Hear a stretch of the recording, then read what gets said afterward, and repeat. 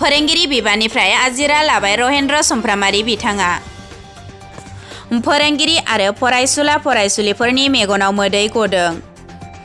गोबां दुखु खस्थनि गेजेरजों गावनि सोलोंथाइ होखांनायनि उनाव 1985 मायथाइनि 1 एप्रिलनिफ्राय लोगो फोरोंगिरि बिबान लाबोनाय आरो गेजेर समनिफ्रायनो 2022 मायथाइनि 28 दिसेम्बरसिम बेंटल गोजौ आरो गेजेर फरायसालिनि गोरायुं प्रिन्सिपाल बिबान रुजुनबोनाय चिरां जिल्ला 2 नं बेंटलनि थागिबि आरो निरुला सुमफ्रामारिनि अनसुला फिसाय रहेन्द्र सुमफ्रामारि बिथाङा गावनि फरायसालिनिफ्राय आजिरा लाबाय।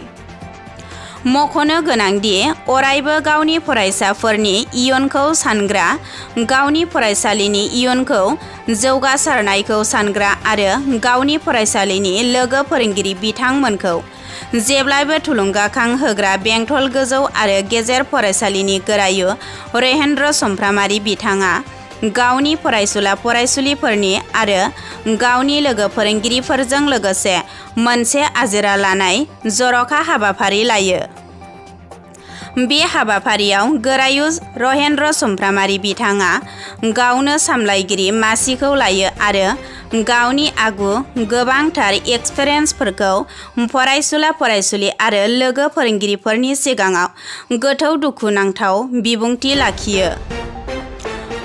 मख'नो गोनांदि रहेन्द्र सुमफ्रामारि बिथाङा सासे फोरोंगिरि एबा गोरायुंल' नङामोन। बिथाङा सासे गोब्राब खामानि मावनो हाग्रा आरो सामफ्रामबो फोरोंगिरि, आबादारि आरो फरायसाफोरखौ गोसो थुलुंगाखां होग्रा सासे बेंटल ओनसोलनि मुंदांखा सुबुं। रहेन्द्र सुमफ्रामारि बिथाङा सासे फोरोंगिरिल' नङा, बिथाङा सासे गोख्रों आबादारि। गावनि खुथियाव मोसौ मैसो फोथाराव खानाय, गाइखेर सेरनाय आरो सम जानाय लोगो लोगो गावनि गंसे साइकेलजों हान्थिना फरायसालियाव फरायसाफोरखौ फोरोंनाय आरो गावनि फरायसालिनि हाबाफारिखौ मावफुंनाय, बैफोर खामानिफोरखौ बिथाङा एसेबो फेलें खालामाजासे मावफुङोमोन।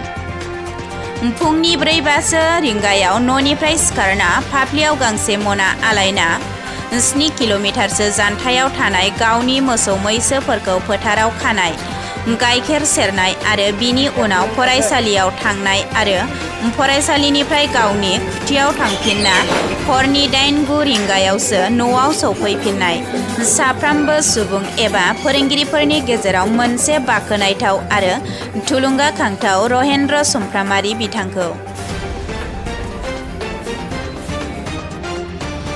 रहेन्द्र सुमफ्रामारि बिथां गोलाव समहालागै बिथाङा लोगो फोरोंगिरि हिसाबै फोरोंबोबाय आरो बिनि गेजेरनिफ्राय गोरायुं प्रिन्सिपाल हिसाबै बिथाङा बाहागो लाबोनानै बिबान बानबोनानै दिनै बिथांनि जोबथा बुब्लि फैबाय।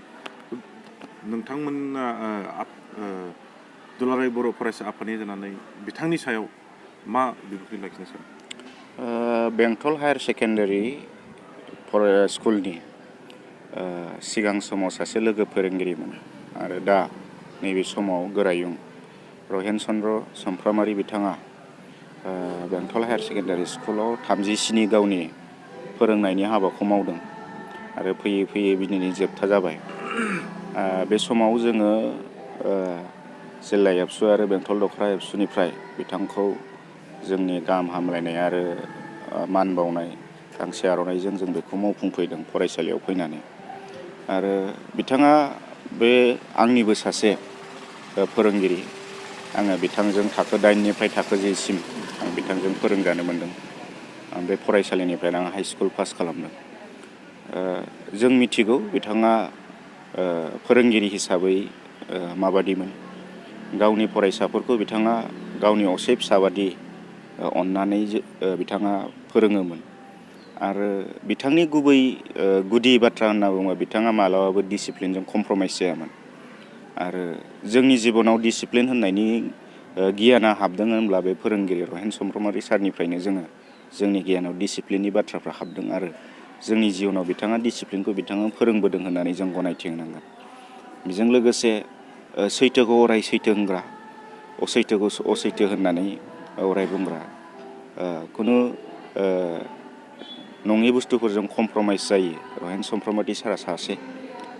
जों आसा खालामदों बिथाङा फोरोंनाय साख्रि जिबनाल' जोबदों साख्रि जिबन जोबनायनि उनाव बिथाङा माहारि आरो समाज फोसाबनायनि आरो सोलोंथाइ बिथिङाव खेंस्लायैबो गावनि माखासे सम थाबावनाय समफोराव खामानि मावगोन। समाजा बिथांनि रोंगौथिनिफ्राय अबदान मोनगोन जों मिजिं खालामदों। आरो समाज हिसाबैबो ओनसोल हिसाबैबो बेंटल ओनसोलनि बिथाङा सासे हाथरखि। ओनसोलाव बिथाङा गोबां अबदान दं। ओनसोलाव बिथाङा सोलोंथाइनि फरायसालियाव फोरोंगिरि मावनायनि अनगायैबो बिथाङा गोबां अबदान दङ आरो बै हाबाफोरखौ जों मावबाय थागोन। आद्रा थाबावनाय जिउनि थाखाय बिथांखौ गाहाम हामलायनाय जासिनानै जों बेसिम नुजाफैदों। नोंथांनि एरिया हिसाबै बिथांनि माबा मोनसे पजिटिभ केरेक्टार नोंथांनाव दं नामा, गोसोआव दं नामा? रहेन सारना मोनसे आं दहाय बुंबाय डिसिप्लिन, बेजों कमप्रमाइस जाया। गुबुन मोनसेया जायो बिथाङा बिराद हार्ड वर्किं। जोङो सासे साख्रियाल मानसिया फुंनि 4टा 5टासो समाव बियो सिखारनानै फरायसालियाव फैनायनि सिगां बिथाङा मोनसे मैसो खुथि दङ। बे मैसो खुथियाव गावनि खुथिनि गासिबो खामानिखौ मावनानै फोजोबखांनानै बियो 4:03 बाजिसोआवनो सिखारनानै थांनानै 6 बाजिसोआवबो न'सिम फैनानै गावनि साख्रिनि डिउटिनि खामानि मावो। बिनि उनाव सानसे गाहाम बियो सोलोंथाइनि फरायसालिनि गासिबो खामानिखौ मावजोबनानै हाजारखि मोनायाबाबो सानफ्रामबो बियो गावनि खुथिसिम मोनाबिलिसिम थाङो। दा बिनिफ्राय जों सोलोंनांगौ दं बियो जे रहेन समफ्रामारि सारा जेरैबायदि हार्ड वर्किं, बिनिफ्राय जों गोबां सोलोंनांगौ। आङो नुवाखै सासे साख्रियाल मानसिया बेबायदि गोब्राब हार्ड वर्किं बेंटल ओनसोलाव आं नुवाखै। जोंबो सोलोंनो हायाखै। जों नाजाबाय थादों बेबायदि हार्ड वर्कार जानो थाखाय। बे जोंनि थाखाय मोनसे आरो बिराद पजिटिभ मोनसे जोंनि थाखाय समाजनि थाखाय मोनसे बयनोबो बोसोन होनाय